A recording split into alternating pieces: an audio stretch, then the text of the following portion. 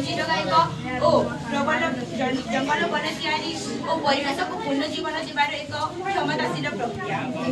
यह आवश्यकता सामग्री होची माटी गोबर कंपोस्ट खत निंब पत्र और मंजी। सीडबल कौन आमे भी जानिबा जे कि सीडबल गोटे कौन यह होची माटी गोबर कंपोस्ट खत निंब पत्र और मंजी द्वारा तैयारी एक माटी। यार मूल उद्देश्य होची मंजी को सुरक्षा करी प्राकृतिक भाव में गछ सेवा को सहायता। वर्तमान आमे जानिबा जे कि सीडबल को किपरि तैयारी करा जाय। प्रथमे किछि माटी नै सेथिरे 1/3 गोबर 1/3 खत अल्प किछि निम्बपत्र गुंड और अल्प पानी दे एहा गोलाकार भावे प्रस्तुत करबा।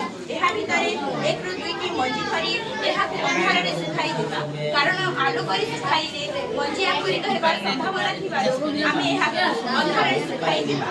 सुखी गला परे एहा 6 ରୁ 12 मास पर्यंत रखा जाय पारे।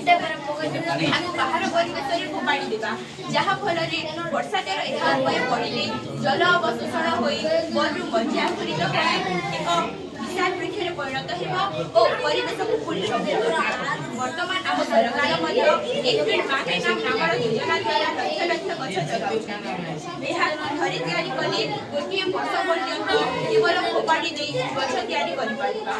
निंब बर साल सागवान तुलसी बरगछ जे कोनोसी मंजी आमे दे पारिबा। एहा उपरे वर्षा जल पड़िले 5 ରୁ 15 दिन मध्य मंजी आकुरित होई गछ हेबो।